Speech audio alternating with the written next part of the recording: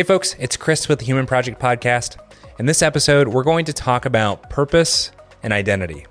So many of us are hungering to know, what is my purpose? What did God create me for? And how do I have that set so that I can do whatever I want for the rest of time? And I don't think that's how God invites us into purpose and identity.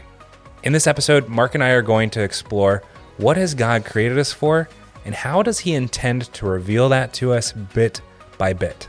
How does that cause dependence on him and not on our own plans, not on our own purposes? Take a listen. Let us know what you think. Hey, Mark. Hey there, Chris. How's it going? It is good. It is very good. How's about you?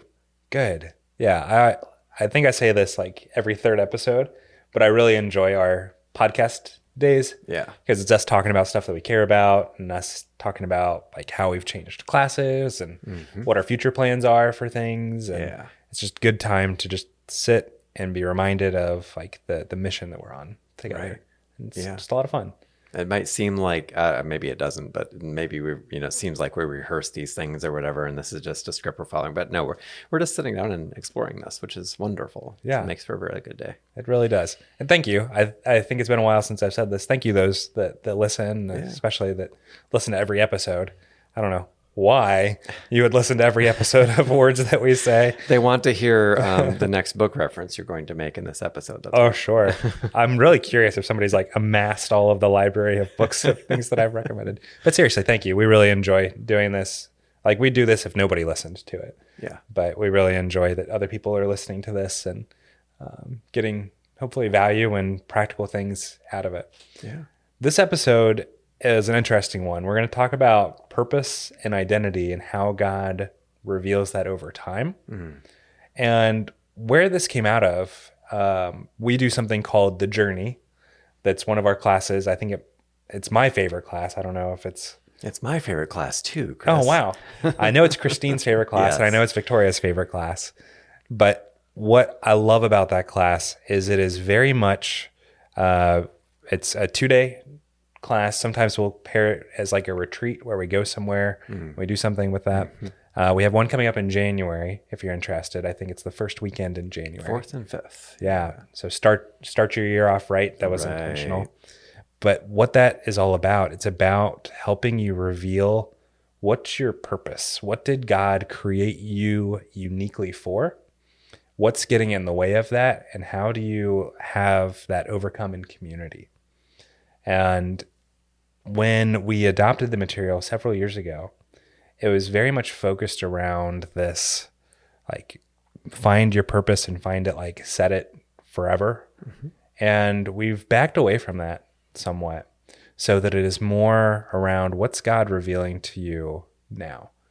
So you brought this up as our topic of what you want to talk about. Yeah. What brought this up, or what was going on in your mind when you were thinking about this? Very much along those lines. Like, I'll even give specific examples for those of us who've gone through the material multiple times, taken this multiple times. Yeah. We'd walk away from those and go, but last time I heard God give me like this nugget of purpose. And this time I heard something a little different. So this is like kind of confusing because I thought that was my purpose. And while this isn't completely disconnected from it, this new thing that I've got is different from so this cognitive dissonance of that, or people going like, what is this journey thing that you keep talking about? How does that work? What is that? So I'm going to find out my purpose there, right? Like, oh, so it's been several years of just chewing on that, going, God, what is this about? Because there's clearly something here that he loves, because he does show up every time and reveal things. Yeah. And yet it didn't seem right to say, because it didn't seem to walk out in practice, that God was saying, here is your purpose, as if it was like the 10 Commandments or something coming down from on high and declared tablets, here is your purpose. And so I was like, well, what is it then? And then that wrestling is really what was the birth of this kind of recognition, I think, of the pattern over several years of going through this and also leading others through it repeatedly to see what's God up to and how he deals with us in purpose and identity. And I think it's a little different than the way that many of us maybe wish that he would deal with purpose and identity or assume that he does. Yeah. Yeah, that's a really interesting point. And when we were going over what topics do we talk about, I saw some of your notes related to this, because that's what we'll do actually. So peek behind the scenes. Right. We'll whenever we think of it, we'll put things in like this shared spreadsheet that we have and put topic ideas as well as like what are some major points we want to talk about. And literally, that's all the preparation we do for these podcasts. So I was looking through your notes for this. I'm like, oh wow, that's a really interesting way of saying it, because it's these implicit changes that we've made without really saying it or talking about it. But I think that's a really good encapsulation of it, because I think the default stance that a lot of us have when we talk about purpose or identity, I think it's why so many of us like to do personality tests or like, what Harry Potter character are you? Or What? like any of those silly little quizzes that you see. Yeah. Or like, which character from Downton Abbey are you? Or Okay. I couldn't name a single Downton Abbey character, but Which Great British Bake Off contestant are you? How about that? I am the guy that eats the dessert. That's it. But there's so much of those things, and they're so popular because so many of us are looking for identity and purpose. Yeah. And I think we have this tendency to think, like exactly what you said, that it's a set it and forget it thing. Like, this is my purpose, this is my identity, I've said it once, or I grew up, I made a vow to myself that I was going to do this or that, and that became like our landmark thing that we can look back on. Yeah. And I think there's a danger to that, because it can very much be us dependent. Like, I've done the analysis, I've done the work, this is what I'm made for. I did the math. Here's the answer. Yeah. Yeah. And what that removes is it can remove this dependence on God to continue to be molding us and shaping us and changing us. Yeah. Yeah. Like, mine have always been, when I've gone through the journey, they've always been related, but they've always been a little bit different.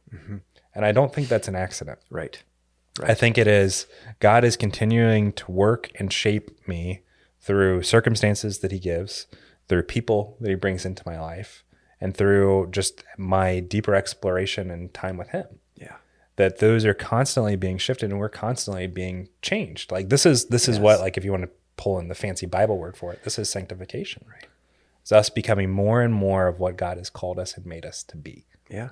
Yeah. So, yeah. We're reminding ourselves of a few episodes ago of the 4-chapter gospel. I think it's worth pulling back in here as well, go back and listen to it if you, what's the name of the episode?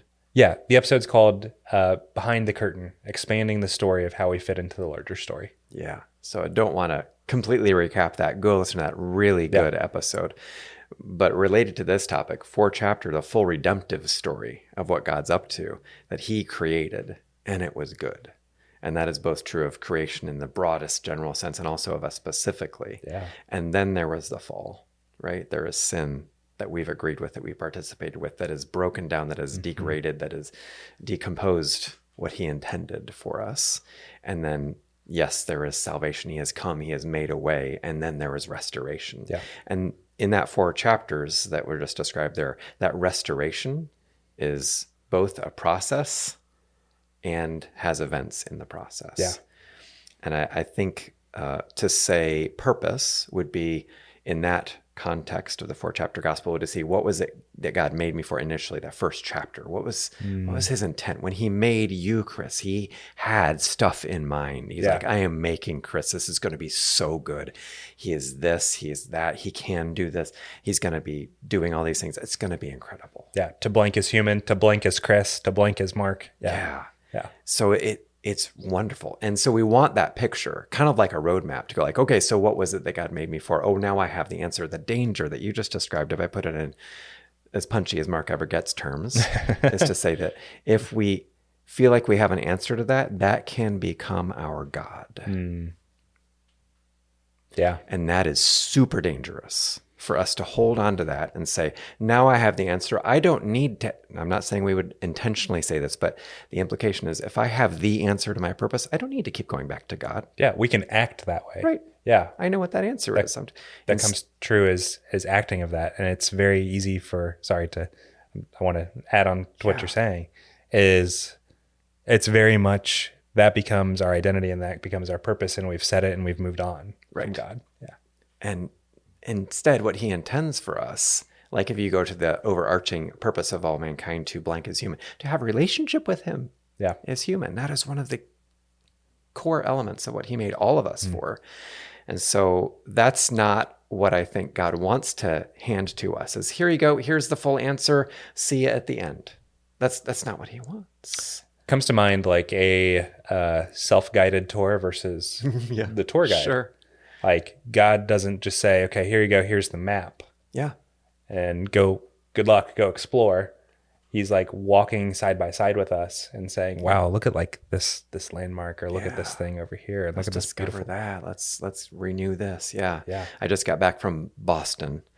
So that Freedom Trail in downtown Boston, that just was what comes to mind for me. Yeah. I went to the visitor center there, and I bought the $3 or $4 map, whatever that is, that has the Freedom Trail. And we just followed it along, and there was no tour guide with us. We're just, okay, so next we take, turn right at the next intersection, look at the Old North Church, read the 2 paragraphs about it here on the map. Yeah. There you go. That's not God's intent for us. Yeah. I think like, I'm going to continue on this theme here, this analogy, because like imagine like God was there for all of that. So like imagine taking that tour, like the Freedom Tour specifically, like imagine taking that with Benjamin Franklin. Oh yeah, totally different. Yeah, like, oh yeah, do you remember this conversation that we had over here? And like all these things, there's so much more richness of exploring this with God on a continual basis instead of a set it, done, you got the math completed, like go do. Yeah. And I think that's actually, now that I say it, I think that's why a lot of us have the tendency of like, all right, this is my mission. This is my stuff that I am doing for God instead of being with God. Right. And we've talked about the with him part quite a bit. Doing this along with him. Yep. And if we're really selling this hard because it's really important and it's hard to shift from in many cases. I think it's embedded in our culture also, a secular culture around us as well to, do you find your mission, you go do that thing. Yeah. But like follow me here for a second. If God had an amazing design for each of us when he created us, do you really think we would be able to hold all of that if he just handed the whole thing to us right now? The God of the universe designed us for absolutely incredible things. If he handed that to you, oh my gosh, our brains probably could not actually contain it if it's really a God-sized purpose that he made us for. Yeah. And I even think that like if we saw some of the negative things that were going to happen to us, we'd be like, well, can I do like this good part here that chapter and get rid of this negative part? Right. Like I think I like sci-fi movies and like any movie that has like being able to travel in time and like see the future and all of that stuff. Yeah. They're like, oh yeah, well, we'll skip that part and over here, and it has disastrous consequences.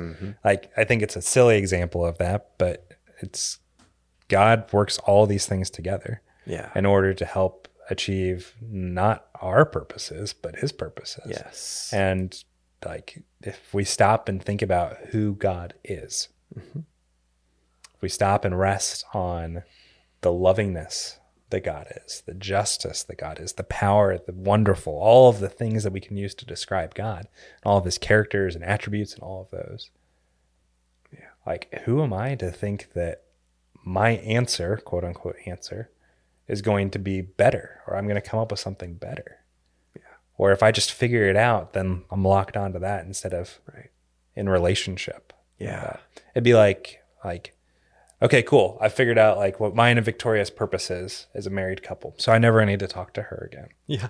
That would not work very well. That's terrible. I love her. I enjoy spending time with her. Yeah. And I think it's the sacrifice that we tend to make for ourselves. Like you said, we replace God with what God has given us. Yeah. It is an idol. It is a replacement.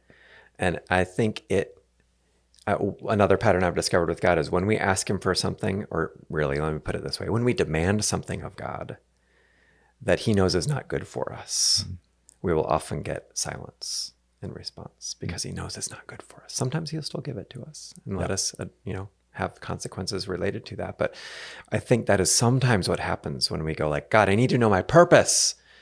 And we're meeting this whole like gigantic, 10 commandments tablet kind of hand me my purpose thing. And oftentimes we'll hear silence for that because God's like, that's not actually what you need. Yeah. But we've spent a fair amount of time so far in this episode talking about what we don't want to go for, right? The reason we did that, it's unusual for us to spend that much time on the no, stop kind of stuff. But it's because it's really hard to shift from and maybe hard to see that we're holding on to those things. That is not to say that there's not really good things that God wants to give us related to this. Yeah. I just think it's a different question than what we might be wanting to ask or demand from God. Yeah. I think it's in the business world a lot, we talk about and try and help people see and come up with plans more iteratively instead of this big bang approach, because things are probably going to change between now and where you have this long release time frame.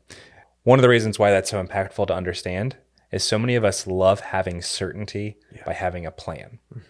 Even if we know that the plan is going to be flawed, it's going to have holes and it's going to change, at least it helps us feel comfortable. Yeah. And I think we've talked about this ad nauseum in different podcast episodes. Our goal is not comfort. Yeah. Our goal is being with. So we wouldn't fill this in with to be comfortable as human. That's not. No, definitely not. Definitely not. Like, God is the comforter, and we are meant to find comfort in him, not in comfort in things that he has given us, including what is our purpose? What are good things that he has called us into, the good works that he's called us into? Yeah. Like Ephesians 2:10, I think is what it talks about. He's prepared good works for us to do. Like, he's not going to reveal all of those to us at the same time, because then we'd just be like, check to check, or we might even be dissatisfied. Right. I mean, Or be like, overwhelmed, or I mean, there's any number of things. Yeah. It's just not, we're not going to be able to handle it. But really what I think we are asked to do is to be okay with giving up control, even control of purpose and identity. Yeah. Which, if you stop and think about it, we don't have control of anyways. Yeah. It's God that's created it for us. And we can start to discover this. And I think, so you talked about the stopping side of things. How do we change that and move more into this discovery?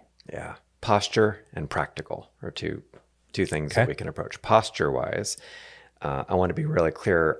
I'm not trying to say, I don't think you are either, that God is not going to reveal purpose to you. Oh, absolutely not. God is loving. God is not cruel. Yes. And I think what you talked about, when we try and demand that, God is not revealing that to us because he is cruel. Yeah. Like God, like one of my favorite verses is in Matthew, the Sermon on the Mount, when Jesus is talking about, like, which of you that has a son, when he asks for bread, is going to give him a stone? Yeah.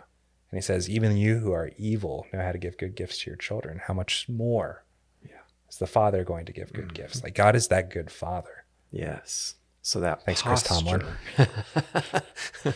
Is he a good Father? Good Father. It's who he is. It's who he is. It's who he is. So the posture is for us to want to walk out that he's good. Yeah. That he created us.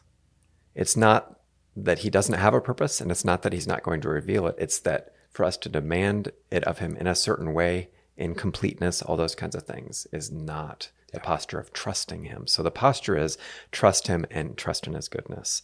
And then the way of walking that out is to instead ask a much more open-ended question than the demand of, I need to know my, full life's purpose right now. You've got an hour, because then I'm going to go make some career decisions or whatever, right? But what I've come to realize, again, having been through the journey many times and going through that event and helping so many others through it, is that what God loves to do when we ask him an open-ended question is to reveal what we need in that moment, which usually has some purpose in it. Depends on the person and where they're at, right?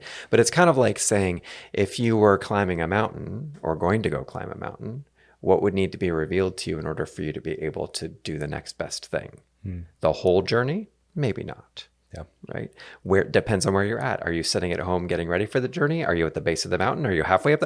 So just like that, if we ask open-ended questions, God, what do you want me to know in this moment? He knows where we're at. He knows what he made us for. He knows what's getting in the way. And he will reveal to us very kindly what we need for the next step. And sometimes that is a large chunk of purpose. And sometimes it is just very small where we're at in that moment. So he's going to be very contextual in what he says to us. Yeah, just the very next step. But it reminds me of somebody's explanation that I got several years ago of Psalm 119, 105. Your word is a lamp unto my feet and a light unto my path. Back then, I think we measure them in lumens now, which is one candlelight. Back then, that was every lamp was one candlelight, one lumen, which means that it's literally in the dark. It's just enough for you to see the step in front of you. And I thought that was a really interesting way of approaching it. Of like, I just want to read the Bible and have all the answers of everything. No, it's your word is a floodlight to my. No, that's not what it says, actually. No. A lighthouse. Yeah, but it's just enough to be able to take the next right step. And that's what Mark Jones says all the time. What's the next right thing? What's the next right thing? And I hate that question. And he hates that question too. We were talking for lunch a couple weeks ago, and he was talking about something. I'm like, well, what's the next right thing? He's like, wait a second. I ask that question. You're not allowed to answer that question. And it's really easy for us to say, and it's difficult for us to apply to ourselves. Yeah. Because we know it. We know what the next right thing to do is often.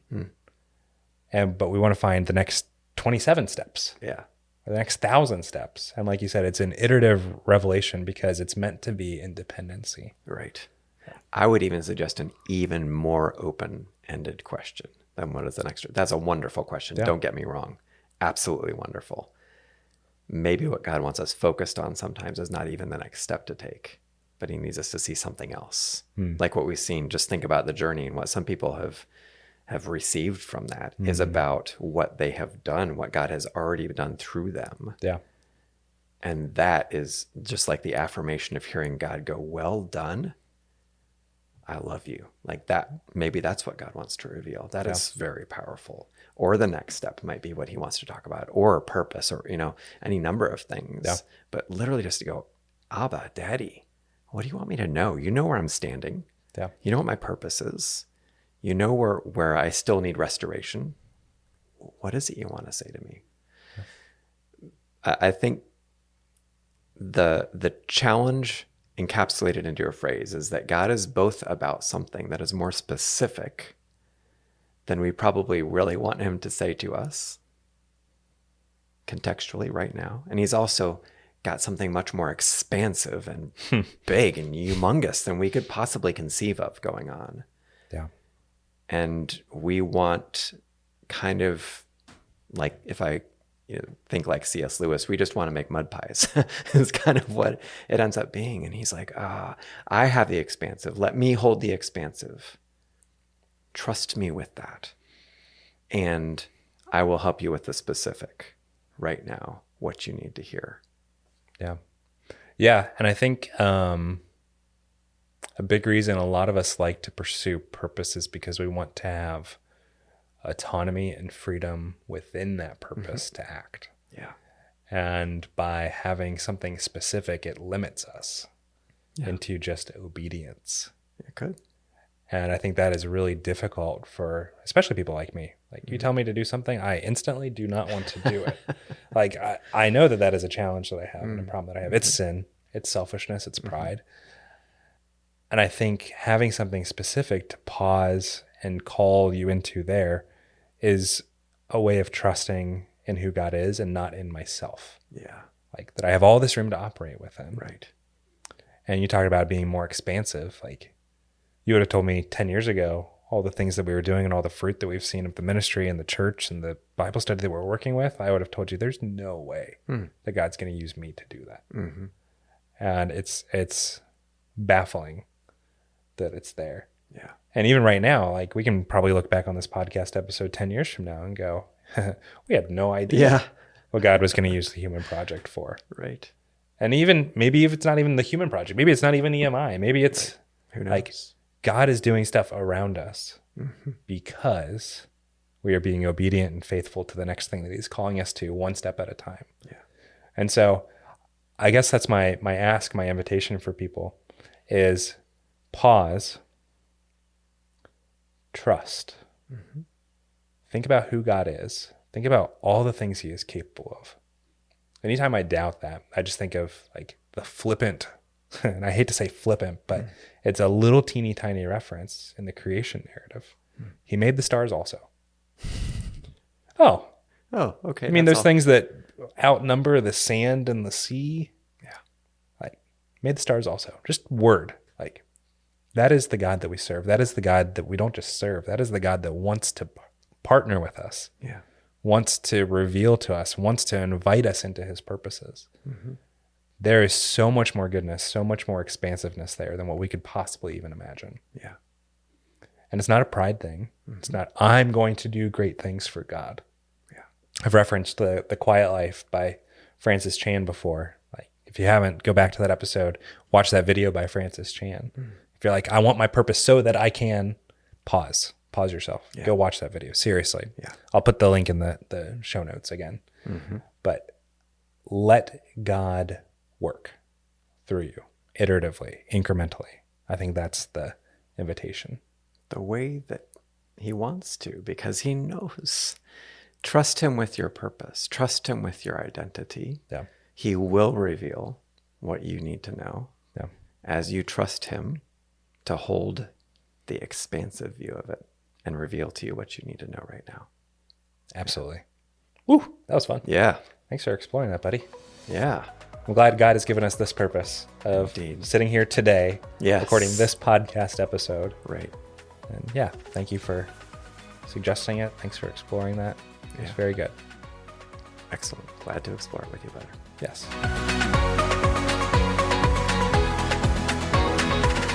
Hey folks, thanks for listening today. Our team is made up of myself, Chris Conlin, Mark Wavle, and our lead editor is Derek Donley. We are a crowd-funded nonprofit, and our free resources exist because of generous support from people like you.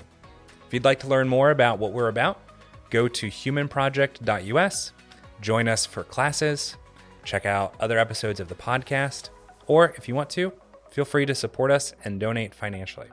We'd really appreciate that. It helps us be able to sustain that. If there are topics or things that you're interested in us talking about, email us at info@humanproject.us.